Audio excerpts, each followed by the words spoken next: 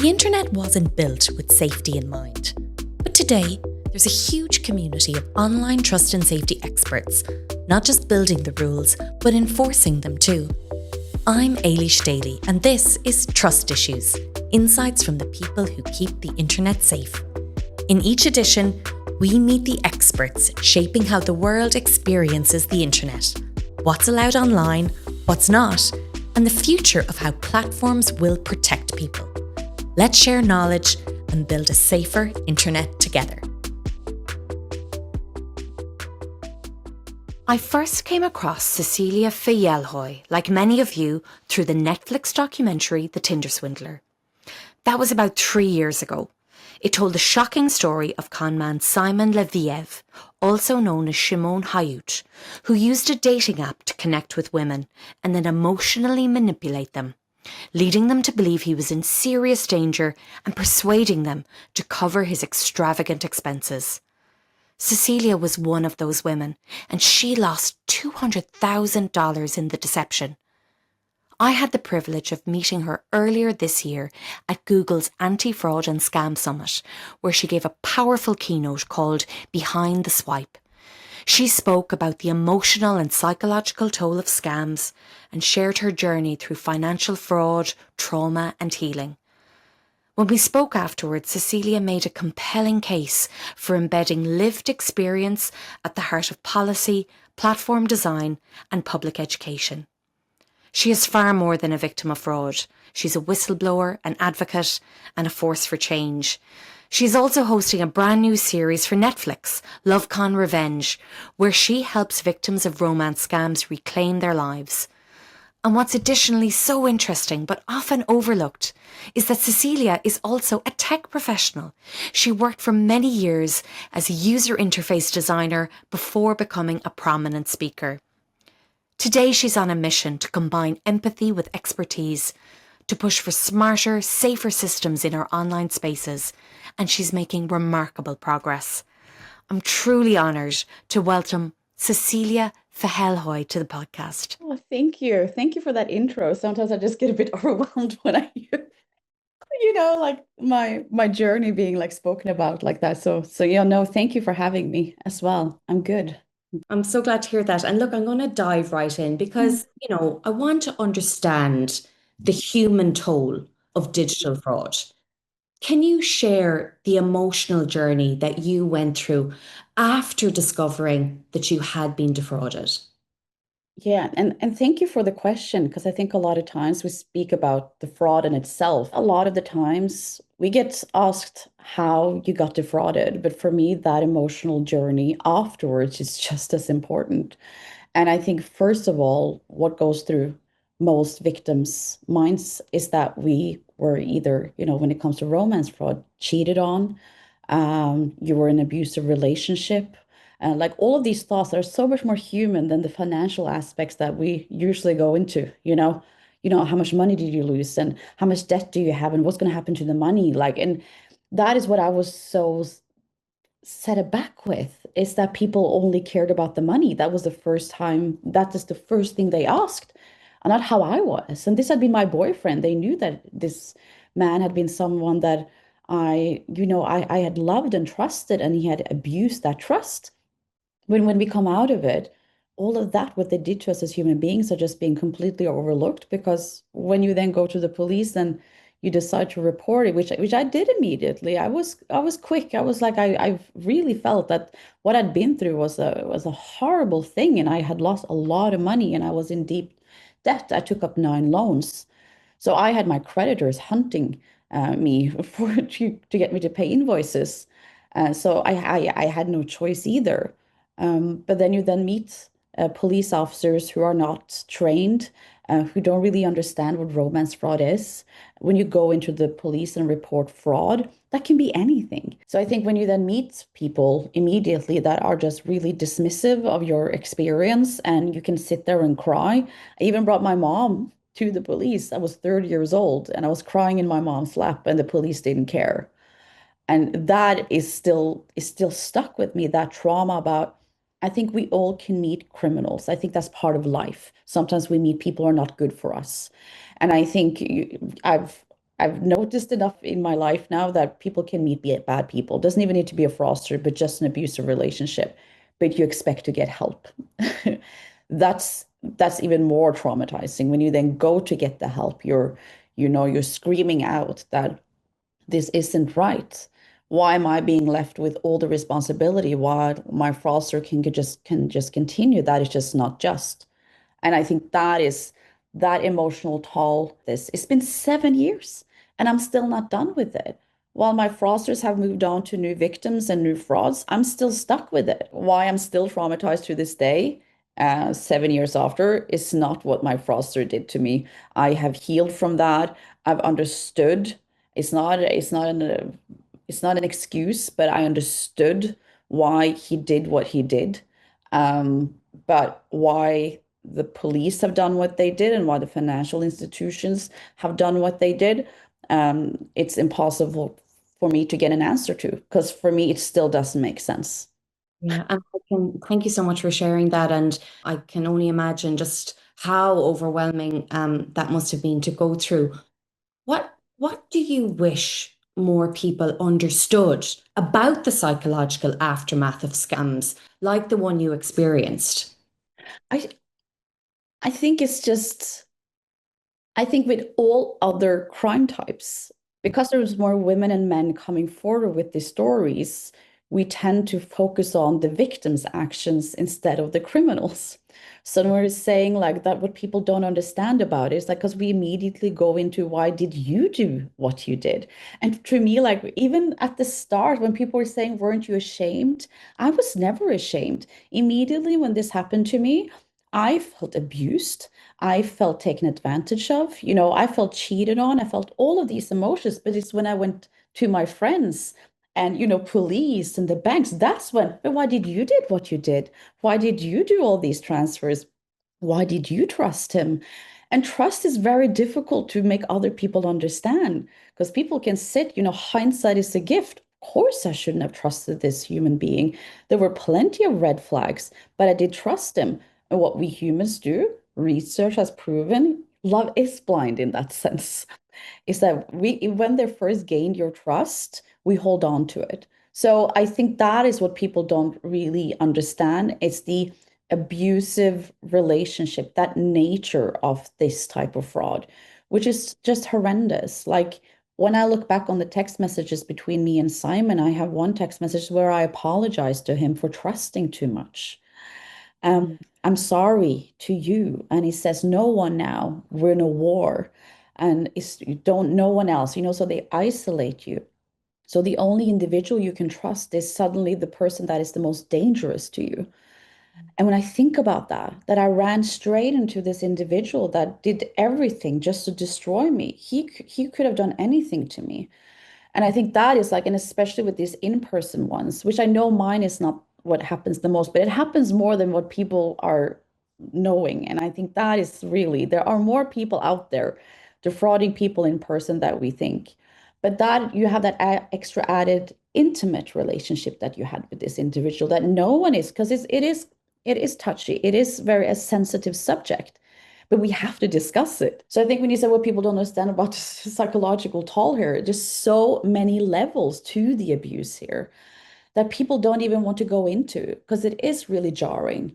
And we go back to where we have been blaming women before for wearing a short skirt or taking that drink at that bar. Why did you do that? And we bring this into, this fraud space. And I think why I was asking my mom why I'm still standing very firmly. I think it's because at the start I didn't feel shame, but it's when I met all these other people that's told me that I should be ashamed or you should blame yourself. And I was like, and that's when it started to come. And that's when it became, of course, integral into, yes, you were retrospective. Why did I do what I did? Why did I stay?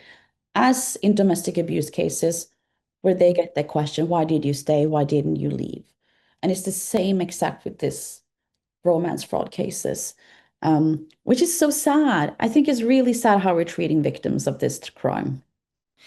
When you think of that public response, then both the support and the Yeah. criticism, you've received a ton of support and it's Yeah. opened up an avenue for other victims to find a way through by observing you and hearing your story and being felt seen. Mm. But then you've also received, this criticism. Mm. How has that impacted your recovery process? Ooh, yeah, I think I would not have done it if I wasn't desperate. I think in the first Tinder Swindler documentary, because I went public half a year after it happened to me, so very quickly, did not even have time to really. I don't think I realized what had happened to me that soon before I got like slammed into the public eye, and people were telling me the most horrible things that I should be in jail for being stupid. That is like where the levels go. And I think, yes, your recovery process will be very different than the ones who don't. I wish I didn't feel that desperate that I think the first journalist in the first documentary asked me, why do you want to tell this story? And I sit there just some months after this happened to me with like bare face, didn't care anything. And I said, I don't really want to tell this story because it's a very interesting when you say like we no we don't go public because we love going out there and we know we'll be getting this criticism for what we did because yeah, that is the truth. What I think is so sad about this crime as well is that they're making use of you. Everything is in your name. It's, your words. You're incriminating yourself. I incriminated myself in this case. So I'm scared of the police, you know? So this is what these fraudsters are doing to keep you away from going public. And I think, yes, my recovery process would have looked very differently if I hadn't gone public. But I think it has really helped me connect with other fraud victims, which I think peer-to-peer support is one of the most integral parts of this. I get empathy from others, but that true understanding of what it's been like, for example, Pernilla, who has been with me since, we both went public back in 2019 before the Netflix documentary. And like even to this day, when I talk to her about like sometimes I miss my old life, and this is tough and I don't know, I just want my old life. When you think of the signs of trauma that Yeah. might go unrecognized, so something that a victim of fraud might experience, are there any other signs of trauma? I have so many people who can't tell anyone about this. So they go, maybe they can work on themselves and maybe, forgive themselves for what happened and feel that, but they have no one around them. No one knows about it. And I think that is so, for me, who's had tons of support from family, I can't even comprehend how I would survive without that. Because I've had several friendships deteriorating over this, and I cut them off immediately, because I was like, then you don't know my character and you don't understand what this crime is, and you're not even interested in reading up or doing your job. You're doing the job of actually understanding and being there to support me. But your family, they have your last name, they're your blood. If they would have turned their backs on me or I didn't feel safe enough with them, that would be hugely traumatizing. I'd love to explore a little bit now, Cecilia, like the techie that I described you as, because you now have this, unfortunately, this lived experience. But like I mentioned earlier, you also have professional experience in the space. And I'd love to explore with you how design choices and systems can enable or prevent harm. So my first question is around, were there any specific features of that platform that made it easier for the scam to unfold? Well, first of all, in my case, unfortunately for the dating apps, if we take them first, Simon Levi was who he said he was, kind of like he wasn't a catfish. And so you met him and he looked like his picture and his life was like his picture. So he was pretty good. I think and this was back in 2018 as well. So no one knew about, I think that's why the Tinder Swindler blew up in the sense. So for me, that is why I say at the end of the Tinder Swindler, Tinder has nothing to do with this. But for me, after being in the fraud space for quite some time, I've been hugely, disappointed in the lack of effort and in the lack of yeah, design features where I feel maybe a bit more on the back end, actually removing very clearly fake profiles on dating apps. It's a hunting ground for the criminals, and I don't think we should make it as easy for them to continue. But I have to admit, they take them off the dating apps pretty quickly, so they can't really see, So the dating apps is a very small, part of the big fraud journey. But I think the funnel here is just way too big for them to really just orchestrate and continue. So the design feature there is that I think if I go in and I report a profile, it should be removed, especially if I give a link to the real Instagram profile and stuff like that. I tried several times and of course you see the difference in the different dating apps too, how serious they take it. I think Match Group have started, from my perspective, a design feature that in my cases, were of course with the banks, with the financial institutions, my spend changed overnight. I got, an Amex Platinum card without any documentation. What a design flaw. How can you send out a platinum card without, you can just put in whatever you wanted in a digital form and then you get it? Insanity to me. And I'd been a year in the UK, so no credit history. They had nothing on me. And I couldn't even get a normal credit card in Lloyd's, Barclays, all of these banks. Couldn't even get a credit card in. And so that is a huge design flaw, like shocking to me. And then when I then send in That documents, lack of friction, like that thoughtful friction that is designed for safety, it's enabling good behavior. It might take a little bit longer, but would have prevented huge harms to you. can you imagine if I never received that Platinum Amex card? That is always what I think about sometimes, the small things. If I just hadn't received that one, I don't, yeah, would it have taken a different turn? Would he have given up on me? Would he have thought, no, I can't get that much out of her?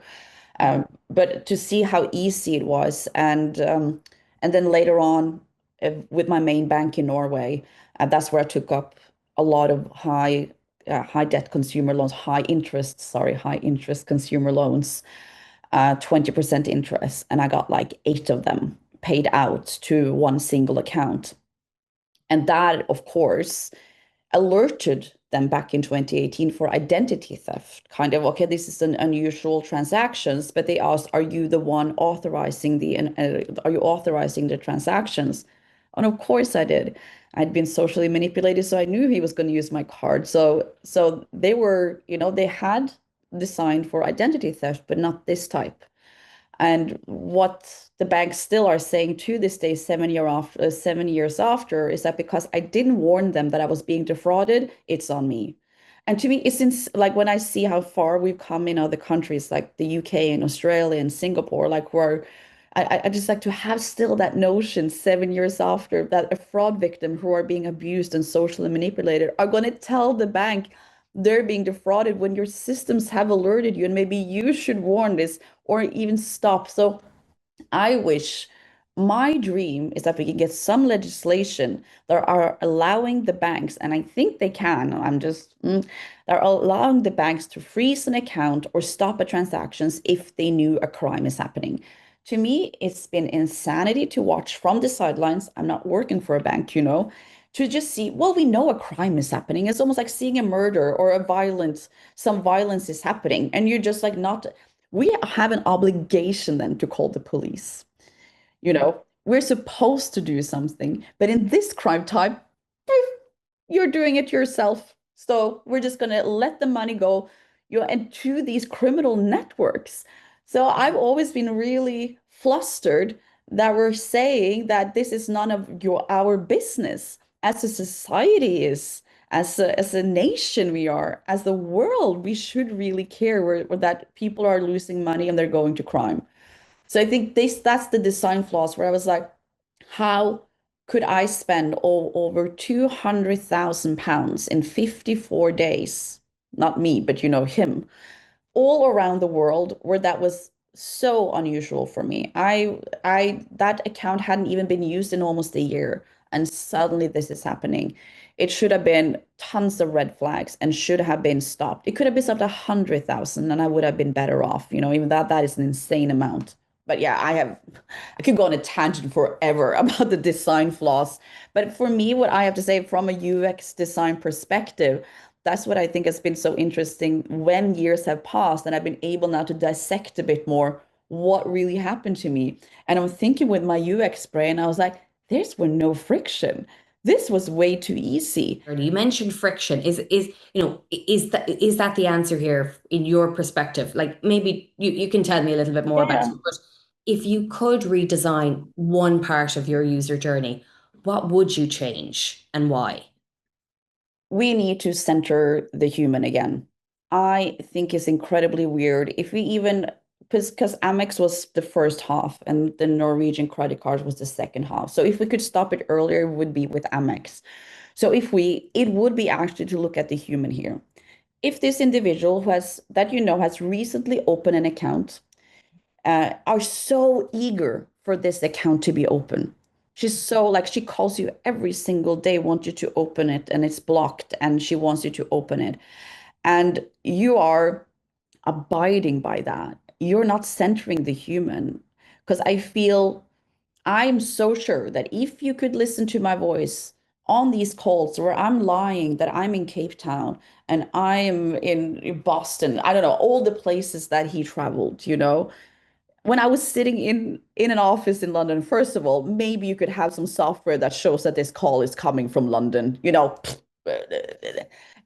I know we're talking about new tech here, but they don't even do the bare minimum. So I think that it could have been stopped there. While you're lying to us, I see that you're in London. Why are you saying you're in Cape Town? We're blocking. Boom. Then done. If you know what I mean. It's just so funny to me how easy this would have been to redesign. Or when I sent in some documents that I thought was real at the time, but suddenly in those documents, I was living in New York. Center the human. Why would I suddenly live in New York if I just applied for a card and I said I was working and living in London? If you know what I mean. There's so much here that I'm so angry with that they are approving and they are not centering the human experience. They're centering their business. If we can, get more, just make it easy and quick. You have become a vocal advocate for scam awareness, Cecilia. What drives you to keep speaking out? The amount of amazing people I have met, and I think it's been very comforting for me, for example, in the UK where I live, the amount of financial institutions or companies who have wanted me to come and speak for them has been really healing. And seeing employees at these banks being really, emotional about that they wish they could do more. The biggest question I always have is how can we get through to them? How can we break the spell? Like, how can we make them understand? And that is like what drives me when I see there are a lot of amazing people wanting to do good here. But I think that is what drives me is to see everyone coming together in the fraud space. Maybe like, for example, being invited by Google, amazing seeing them taking that step and saying, yes, we do have fraud on our platforms, which is why it's been difficult because they want to act that everything's so safe. And unfortunately, awareness is the key here. If people know more about these different types of frauds, they will be more aware. It's not about stop, think, fraud, a lot of the times stories matter. The Tinder swindler changed the game in the sense that people were like, oh my God, the lengths that people will go to take your money. Are you starting though to see a change though? Are you starting to be brought to the table, whether that is in a conference space or again being invited into companies to share your story? Are you seeing more of a Yeah. demand for that? Yeah, I do. I do. But it's just really interesting how difficult it's been to get in touch with Meta or getting in touch with some of the dating apps or when you're talking to them is on a whole nother level when they talk about the seriousness of this issue. Because that is what I mean. It's like it's just a very, very different. And that's a really important UX design flaw as well. That again, survivor experience should play into the redesign of those reporting features so that they are adapted for people who are going through probably the most difficult time of their life. For me, it's just so strange because when I started working in the tech field, it was that we're centering the human. We're centering it on human behavior and how we are.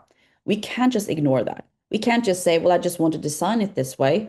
And that's because that's how I want it to be designed. If a human can't use it, or if a human don't understand it, or in different situations, different scenarios, they will be stressed and pressurized and all of that.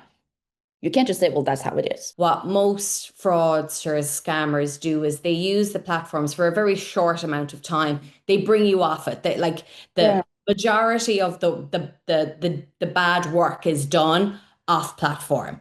In your experience, are there small things that platforms could do immediately to make survivors feel safer or more supported? Oh, do you mean before fraud or after the After, fraud? like, so when it comes to light and you go to that platform where perhaps you were introduced to this person to tell them what has happened, is there Yeah. anything that those platforms could do to make that survivor feel safer? Yeah. No, we actually like the one platform that with Love Said, we've been with my nonprofit that I co-founded with NRO.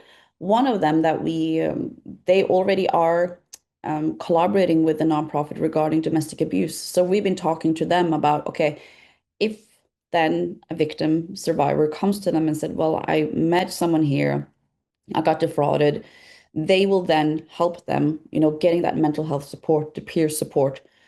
That is what I'm hoping. We've been wanting to create a peer support community through LoveSet, but we need funding. So that is maybe a very simple thing they could do is to help us get that up. Because I really, really, truly believe that if we can just talk it out with others, if we can see that you're not alone in this, there is a way out, there will be brighter days ahead, you will be able to save so many people, so many more people. So I think those are the smaller things that when you then come to, if it's Tinder or Meta, that they will have something in place for fraud victims as well, because it is abuse that a lot of people have suffered in these cases with romance fraud. So What that, yeah, I think that's wonderful. I think that's like that. It's practical, it's pragmatic, and that's the way forward with trying to mitigate some of the worst things that happens online.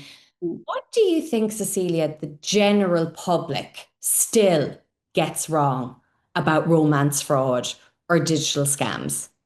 that we're stupid, that it just happens to a certain demographic, and I think the media has a role to play in the headlines that they're using. Whereas I think it's a lot with language here. A lot of the stories are about sometimes about more elderly women.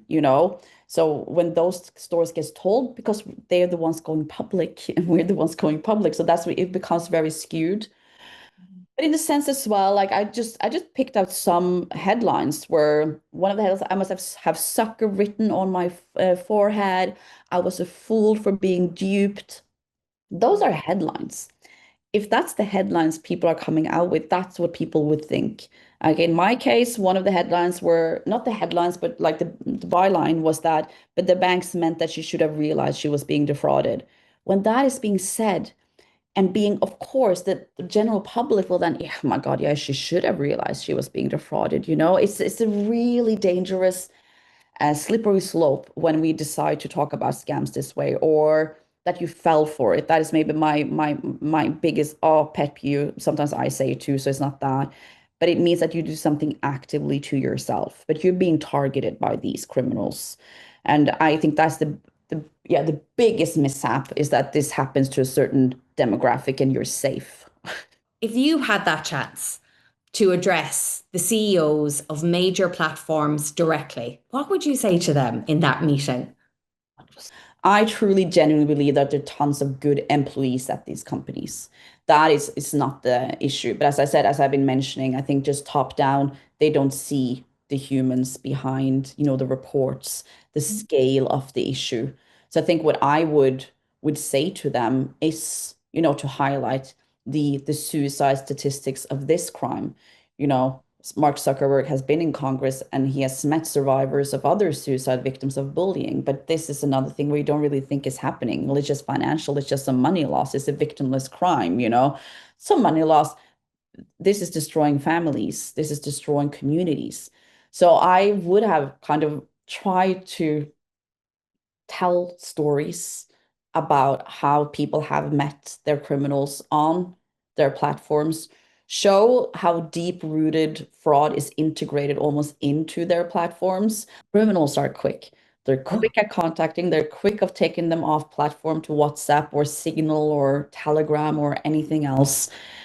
But that is why we have to act quick. So if you make a report about a profile that you see is fake or that you know has been overtaken by a criminal, it needs to happen quick that you take it down. And today that is not happening. And I think what's going on, especially over now, with them cutting down on their safety teams, it's just moving a bit in the wrong direction as well. But that is what I would have wished. But what happens if we let it go too far and we lose all trust digitally?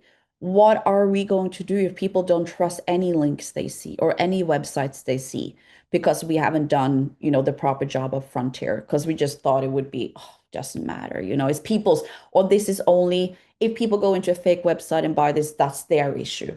It's not a consumer affairs issue anymore. It's a national security issue. And my one thing is to take it back that humans are humans and we need to design for that behavior. And that behavior is that we can be manipulated and we can be coerced, and you can't just avoid that. That is maybe my hope that we can get to that point, and that the victims are not the ones who are supposed to be left with all the consequences. I mean, it's fine. I think it's fair. If something bad happens, everyone has a bit of consequences to what happens. I just feel it's a bit unfair when it comes to financial fraud victims that all is on us.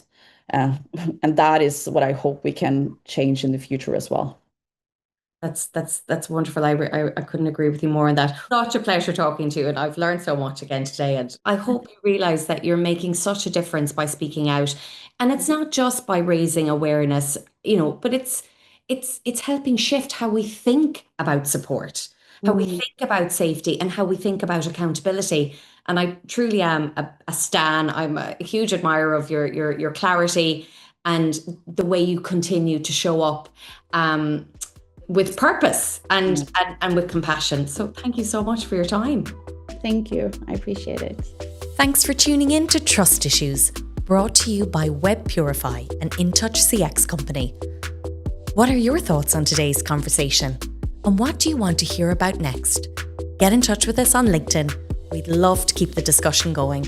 And don't forget to subscribe for more stories, insights, and behind the scenes voices from the world of trust and safety.